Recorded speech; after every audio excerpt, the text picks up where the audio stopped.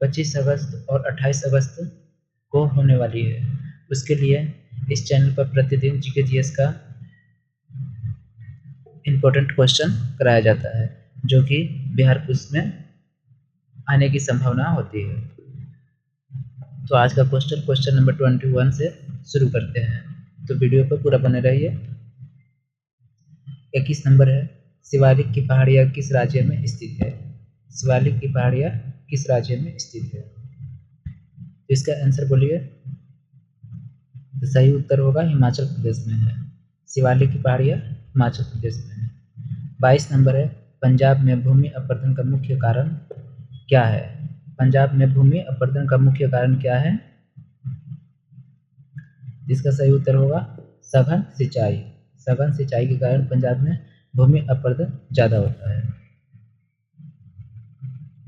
Next है 23 number प्रश्न है, संयुक्त राष्ट्र सुरक्षा परिषद के अस्थायी सदस्य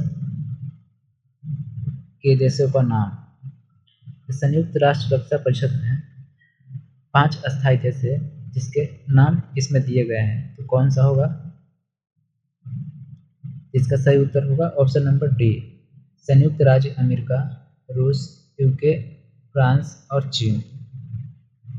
यानी कि ऑप्शन नंबर डी सही प्रश्न होगा, सही उत्तर होगा इस प्रश्न के लिए। 24 नंबर प्रश्न है, जीएसटी कानून लागू करने वाला पहला राज्य है। तो भारत का कौन सा पहला राज्य है जिसमें जीएसटी सबसे पहले लागू हुआ था? इसका सही उत्तर होगा असम। असम में जीएसटी सबसे पहले लागू किया गया था। 25 नंबर प्रश्न है, भारत की सबसे पुरानी पर्वत श्रृंखला है। भारत की सबसे पुरानी पर्वत श्रृंखला कौन है? इसका सही उत्तर होगा अरावली। अरावली पर्वत श्रृंखला सबसे पुरानी है। यह राजस्थान में फैला हुआ है। और सबसे नवीन पूछे नया तो हिमालय होगा। सबसे नया पर्वत श्रृंखला हिमालय है। 26 नंबर है, दास कैपिटल पुस्तक के लेखक कौन है? दास कैपिटल पुस्तक के लेखक कौन है? तो 26 नंबर का सही उत्तर होगा Karl Marx. Karl Marx Das Kapital पुस्तक के लेखक है। नेक्स्ट है 27 नंबर है, अरब सागर में स्थित भारत के द्वीप समूह का नाम बताया। अरब सागर में इनमें से कौन सा द्वीप स्थित है? इसका सही उत्तर होगा अरब सागर में लक्षद्वीप है। अरब सागर में लक्षद्वीप समूह स्थित है। अंडमान निकोबार की बात करें तो यह बंगाल की खाड़ी में स्थित है। 28 नंबर है, बौद्ध धर्म के संस्थापक कौन थे? बौद्ध धर्म के संस्थापक कौन थे? इसका सही उत्तर होगा गौतम बुद्ध। गौतम बुद्ध है। बिल्कुल ऐसा ही प्रश्न बिहार पुलिस में पूछा जाता है, तो जरूर इस वीडियो को पूरा देखिए। 29 नंबर है, गंगा नदी सफाई कार्यक्रम की साथ सहयोग कर रहा है। भारत में गंगा नदी की सफाई के कार्यक्रम में कौन सा देश जो है सहयोग कर रहा है? इसका सही उत्तर होगा जर्मनी। जर्मनी जो है गंगा नदी की सफाई कार्यक्रम में सहयोग कर रहा है। नेक्स्ट है 30 नंबर है, निम्नलिखित उपायों में से जो भारत के भुगतान की स्थिति के संतुलन को सुधारने में मदद नहीं कर सकता, इनमें से कौन है जो भारत के भुगतान की स्थिति के संतुलन को सुधारने में मदद नहीं कर सकता है? इसका सही उत्तर होगा आयात प्रतिस्थापन के प्रोत्साहन। आयात प्रतिस्थापन के प्रोत्साहन, ऑप्शन नंबर डी सही होगा।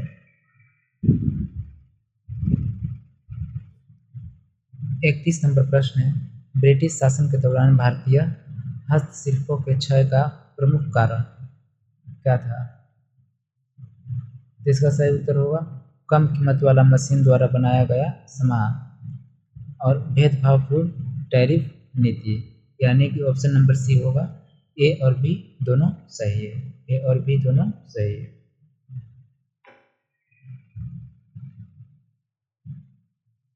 32 नंबर प्रश्न है, हिंदी साहित्य के सबसे प्रसिद्ध उपन्यासकार किसे माना जाता है? हिंदी साहित्य के सबसे प्रसिद्ध उपन्यासकार किसे माना जाता है? तो सही उत्तर होगा प्रेमचंद्र को। प्रेमचंद्र हिंदी साहित्य के सबसे प्रसिद्ध उपन्यासकार हैं। 33 नंबर है, क्षेत्रफल की दृष्टि से भारत का सबसे बड़ा राज्य कौन है? क्षेत्रफल की दृष्टि से भारत का सबसे बड़ा राज्य, सही उत्तर होगा राजस्थान। राजस्थान है।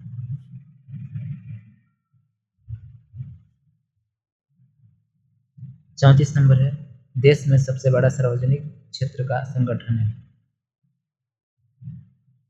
इसका सही उत्तर होगा रेलवे।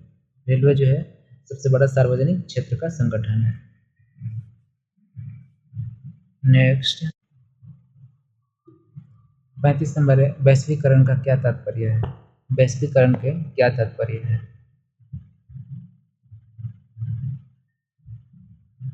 इसका सही उत्तर होगा अपनी अर्थव्यवस्था और विश्व अर्थव्यवस्था में सामंजस्य स्थापित करना। अपने अर्थव्यवस्था और विश्व की अर्थव्यवस्था में सामंजस्य मतलब एक साथ स्थापित करना, उसे ही वैश्वीकरण कहा जाता है। 36 नंबर है, भ्रष्टाचार को नियंत्रित करने के लिए भारत सरकार का संगठन है। भारत सरकार का भारत भ्रष्टाचार को नियंत्रित करने के लिए भारत सरकार का संगठन कौन है?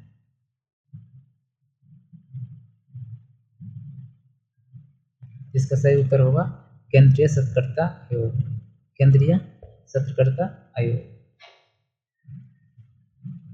37 नंबर प्रश्न है, वह कौन सा मुख्य कारक था जिससे शहरीकरण के स्वरूप पर गहरा प्रभाव पड़ा? तो कौन सा मुख्य कारक था जिससे शहरीकरण के स्वरूप पर गहरा प्रभाव पड़ा? इसका सही उत्तर होगा औद्योगिकरण। औद्योगिकरण के कारण शहरीकरण के स्वरूप में गहरा प्रभाव पड़ा था। 38 नंबर है, कर्क रेखा किन राज्य से होकर नहीं गुजरती है? इनमें से कौन है जिससे कर्क रेखा इनसे नहीं गुजरती है? इसका सही उत्तर होगा उड़ीसा। उड़ीसा से होकर के कर्क रेखा नहीं गुजरती है। उड़ीसा से होकर के कर्क रेखा नहीं गुजरती है। नेक्स्ट है 39 नंबर है, उत्तराखंड, उत्तर प्रदेश, बिहार, पश्चिम बंगाल और सिक्किम की सीमाएं किस देश से मिलती है? इनमें से कौन सा देश है जिसके साथ उत्तराखंड, उत्तर प्रदेश, बिहार, पश्चिम बंगाल और सिक्किम की सीमाएं मिलता है?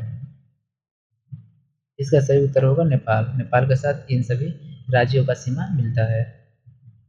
40 नंबर है, भारत में पहली रेलवे टर्मिनल कौन थी? भारत में पहली रेलवे टर्मिनल कौन थी? इसका सही उत्तर होगा छत्रपति शिवाजी टर्मिनल। छत्रपति शिवाजी टर्मिनल।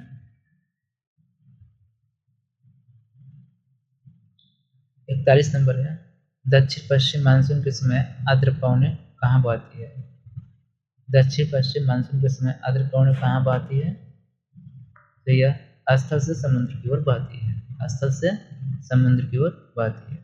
तो ऑप्शन नंबर यही सही होगा।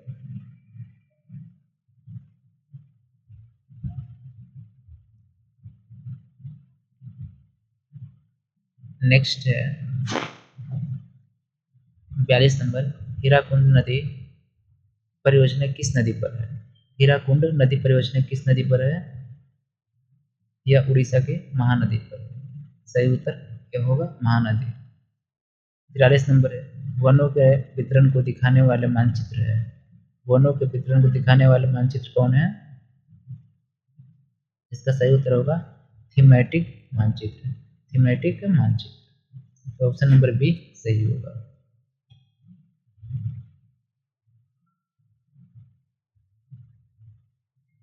44 नंबर है, कौन सी दो नदियां अरब सागर में गिरती है? इनमें से कौन सी नदियां हैं जो अरब सागर में गिरती है?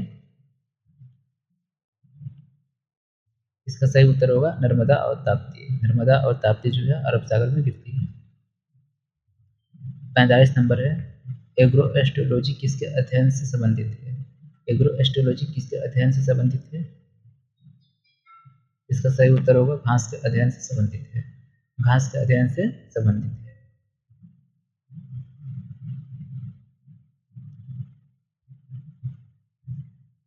46 नंबर है, निम्नलिखित में से कौन सी किसानों के कल्याणकारी योजना नहीं है? तो इनमें से कौन है जो किसानों के लिए कल्याणकारी योजना नहीं है?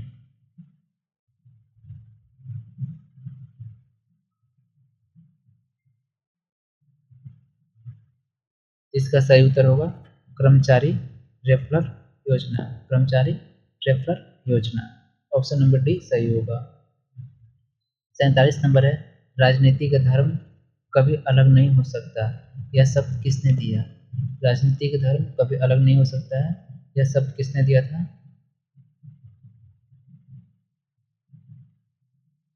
इसका सही उत्तर होगा महात्मा गांधी ने। महात्मा गांधी ने कहा था।